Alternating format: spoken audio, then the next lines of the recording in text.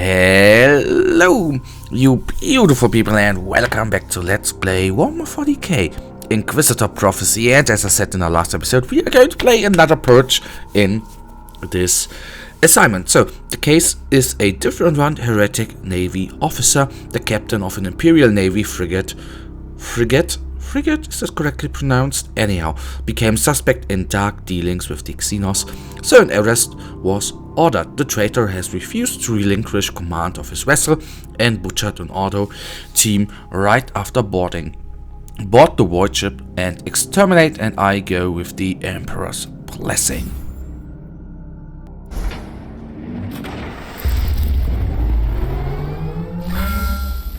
Maim the Heretic.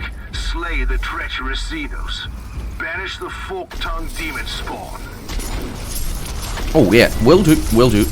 There, that should be very acceptable. So, I don't know why it is a purge again, but I don't have too many problems with purges, except of course the usual thing that it actually takes a little bit too long in, taking them enemies down. But with the current loadout of our Inquisitor and the current rating of the assignment, it is actually quite good and working out quite good in the end. So the Havoc is our priority target here, down it is, and then the other targets will be killed. So there is a unsanctioned cycle, I assume, or at least there is a nasty little bugger up there, and it is a corrupted rebel cycle, and that is what I was talking about in the last episode. And of course a cycle, well, it's hard to actually decide between the difference between a cycle and a sorcerer, but these guys, for example, are a formidable foe compared to the sorcerer we have faced in the last episode, which is most times, well, he's not doing the most amounts of damage. That is just what I can say right here. And are we going to face another sorcerer? Okay, it's a rebel sergeant. Of all the targets, again, this is the least critical. The only bad thing with this guy in the end is the bodyguard he most times has, which are oftentimes chaos traitor chaos marines, which then in combination, if there are 4 or 5 of them, of course, they, well, not particularly deal a large amount of damage. They of course can, if there are, for example, 2 Havocs with flamers, then that could mean a lot of trouble to you. But because of their huge amounts of armor, their power armor, they soak up a lot of damage, and you need to put in a lot of shots into them, and then think about 5 of them. That is not very cool in the end. So there's a close combat guy. Okay, there are then a few champions coming up, which is not very cool, but let's kill them all. And gone there. Okay, good. Okay, I was a little well, I was mind-wise somewhere different. I'm a little bit sorry. Okay, focusing on the champions again. That is the most. I always would say, if you have a single DPS is actually the wrong word.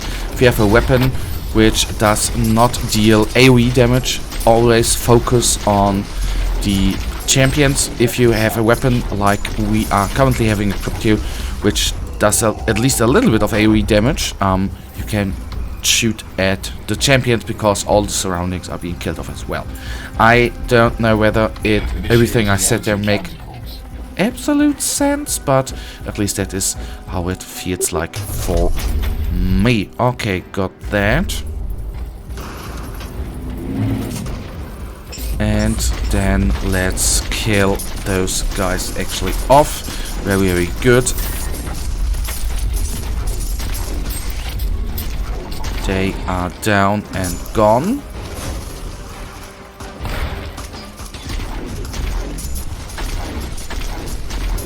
Good.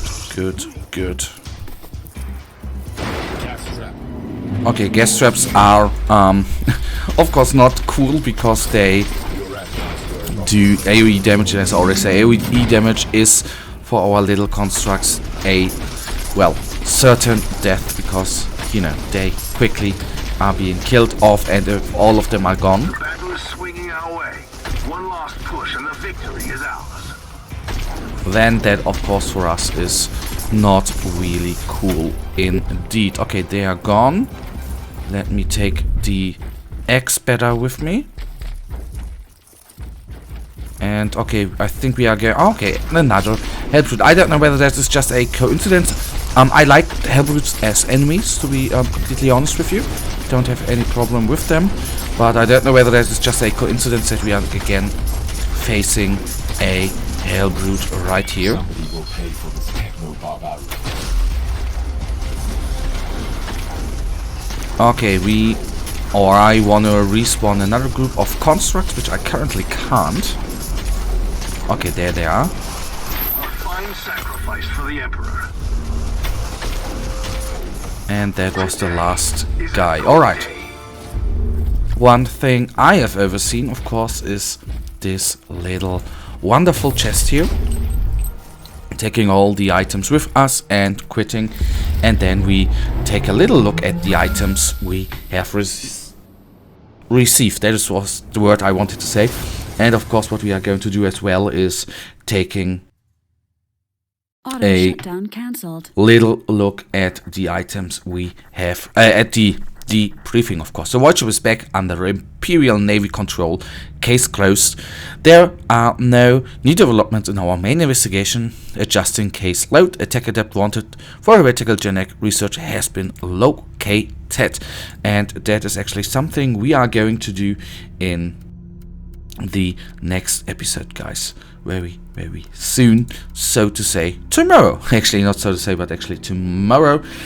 This episode then has been actually a little bit shorter, but sometimes, guys, that is with the episodes, just so they are as long as the, well, mission demands, so to say. But for now, I really thank you for watching. If you guys actually do have enjoyed this episode, guys, then please give me a thumbs up and subscribe.